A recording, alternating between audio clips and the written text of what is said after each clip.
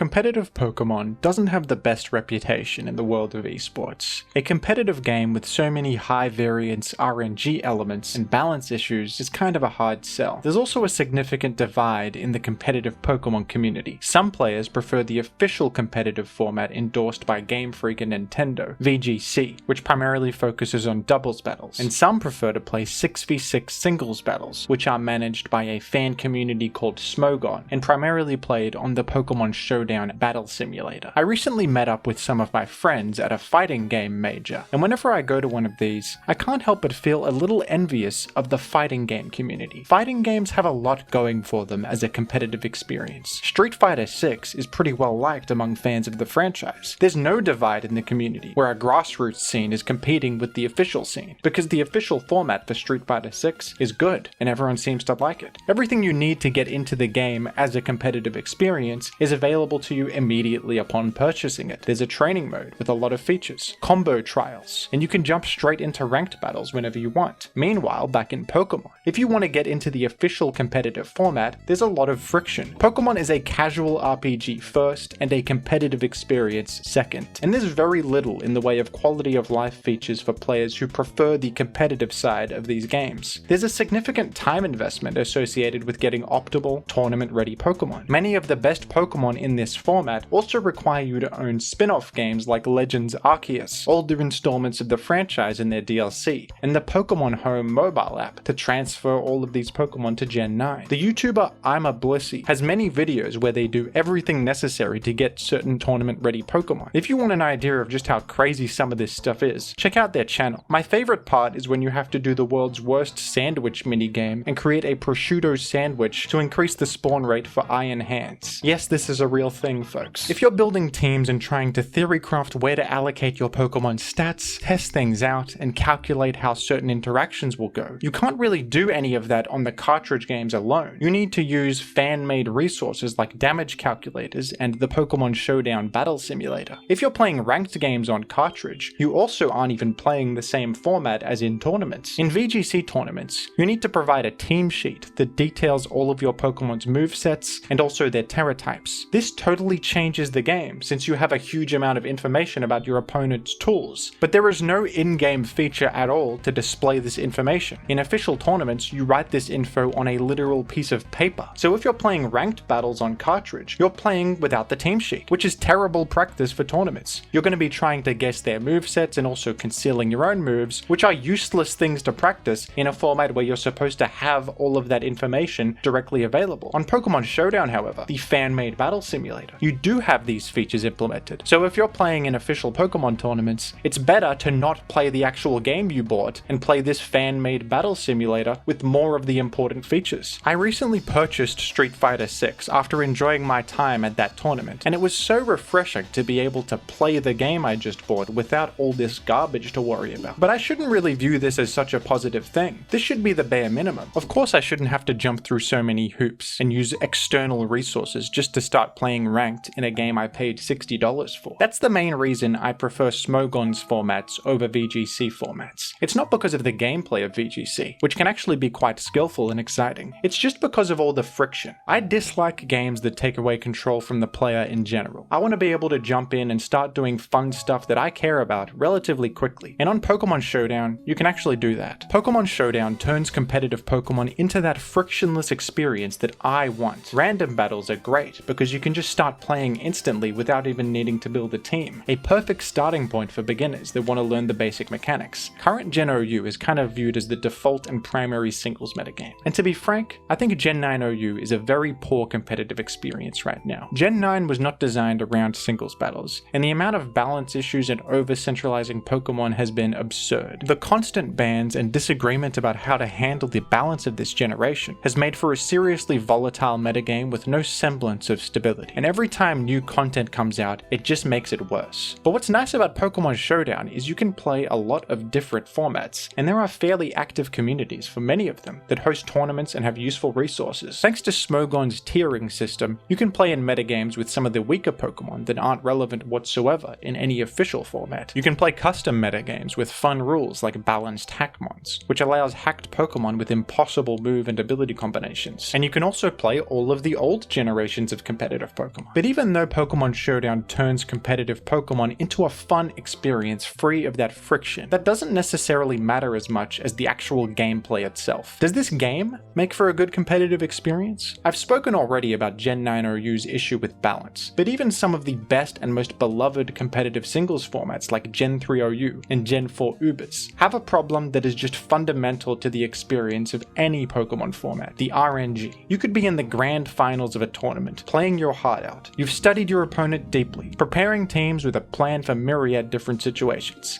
and you could still lose to some poorly timed bad luck. There are so many things that can go wrong, and a lot of the time these things are outside of your control. This definitely sucks. And when you compare Pokemon to other competitive games like Counter-Strike or Street Fighter, where there's almost no RNG and you have a lot more control, it can feel a bit lame. But I would like to defend Pokemon in this regard a little bit. Pokemon is not the only competitive experience with RNG and luck involved, and there is a skill to managing all the different RNG elements. A genre of games that have a similar blend of luck and skill are card games. I've never really gotten into some of the more classic TCGs like Magic or Yu-Gi-Oh, but I have been a big fan of digital card games like Hearthstone, Gwent, and Legends of Runeterra, and these were all games with competitive scenes. Many high-stakes tournament games with money on the line came down to complete random chance, especially the fundamental luck of what cards you draw, whether you get the card you need to respond to something the enemy has or not. But they're still fun esports to play and to watch. Some of the most exciting moments in these games come from players creatively overcoming their poor luck. Sometimes the RNG involved in these games can create dynamic and new situations that keep things interesting to play and to watch. A game like chess has absolutely no random chance involved, other than the coin flip at the start to decide who plays with black or white pieces. Chess is a beautiful and arguably perfect competitive experience, where both players are completely evenly matched. But an even game with perfect information also becomes highly optimized. To play at a higher level involves a lot of memorization of complex lines. Playing chess at a lower level is fun and can be mentally stimulating, but such a difficult game like this has significant barriers to entry. I think if Pokémon was a game with no randomness whatsoever, it might end up being a worse experience. It would become highly optimized, and that variance that creates dynamic situations, allows for comebacks, and also adds interesting elements to decision making would be lost. I also think Pokémon stands out among all of these examples of competitive games with luck elements that I've mentioned. What I really love about Pokémon is that both players take their turns simultaneously. Moving first comes down to mechanics like priority and speed, rather than just both players individually taking a turn like in card games or chess. Because of this, there's a fundamental element of prediction that exists in Pokémon. In a card game, you'd be able to see what your opponent just did and then respond with a turn of your own. Same with chess. But in Pokémon, your opponent's decisions are made blindly, and you don't know what they're going to do. You have to guess based on the game state and the situation. In a way, this is kind of similar to a fighting game. Fighting games obviously require a lot of technical skill and reaction, but there are many situations where you have to guess what your opponent wants to do and try to punish that. It's not purely a technical skill test, it's also a psychological game. You can't know exactly what they want to do at all times. There's often a rock, paper, scissors between attacking, blocking, and throwing, for example. This keeps things very exciting. You can get a sense of your opponent's habits over the course of a game, make decisions informed by the game state and what your opponent might want to do. I've never played a competitive turn-based game with this system that lends itself to exciting reads and flashy plays. Card games can sometimes feel like a puzzle, finding the best play based on what options you have. But in Pokémon, you have more control over the options available because you can choose the members of your team and all of their moves. And when bad luck does happen, I think there's more you can do to come back from it because of that. Something else I quite like about Pokémon Showdown is that there are even less barriers to get into it than some other games. While I've praised fighting games in this video, they do have some barriers of their own. In a game where reaction speed and latency are so important, playing online will always be inferior to playing in person. Because of that, you can't really play good games at the highest level between you and someone in a faraway country unless you travel to meet them in person. Organizing fighting game tournaments with in-person setups can be expensive and inconvenient. There's also the fact that certain controllers are optimal for fighting games. Many players use fight sticks and hitboxes specifically designed for fighting games rather than more conventional controllers. These can be expensive. It is viable to play on a regular pad, and some pros do this, but in my opinion a hitbox is a much nicer and more precise way to play. But Pokémon Showdown can just be played on your phone or a computer browser. Tournaments can be run entirely online, and you can play with anybody in the world at any time. Lag isn't an issue at all, because the game is turn-based. Me and my friend Simeon are hosting a Gen 3OU tournament right now, called ADV Revival. The fact that all we need to host our own tournament is a Discord server and a staff team of friends in the Gen 3 community is amazing. We can also record regular commentary for all the tournament games from the comfort of our own homes. With so many different formats you can choose from, so many niche communities surrounding all of them, there's probably one that you would enjoy. I've championed Gen 3OU a lot, but there are so many passionate people in this community that champion their favorite metagames too. The YouTuber BKC has made a lot of content about Gen 4 Ubers, his personal favorite metagame. LRXC has championed Gen 3 1v1, a really awesome format that he actually helped to get off the ground. Plague Von Karma has a lot of amazing videos about the Gen 1 OU metagame, and even her own Gen 1 ROM hack with a competitive format to go along with it. This YouTuber called LC Enjoyer always pops up in my recommended, and they have fun videos about Little Cup, a format where every Pokemon has to be in their first stage evolution, and the max level is level 5. I've sometimes thought to myself that I picked the wrong competitive game to obsess over. Sometimes I wish I got into Smash Bros. Melee or Counter-Strike or something instead all those years ago when I discovered Pokemon Online. This is usually right after I got really unlucky on ladder or in tournament. But the more I've reflected on it, I'm really glad I stumbled upon competitive Pokemon. This community has turned Pokemon into such an accessible experience with so much variety, and I've made friends from other countries that I never would have crossed paths with otherwise. So yeah, I think Pokemon is a good competitive game. It can be easy to feel envious of other games where the developers care more and have an understanding of what their competitive communities want, and sometimes the luck-based elements of this game can be really annoying. But this community of fans have come together to create so many resources and rule sets that make competitive Pokemon a really great experience overall. Grassroots competitive scenes have their benefits, and even if Game Freak did treat competitive more seriously, I don't think they'd be able to match the passion of this community.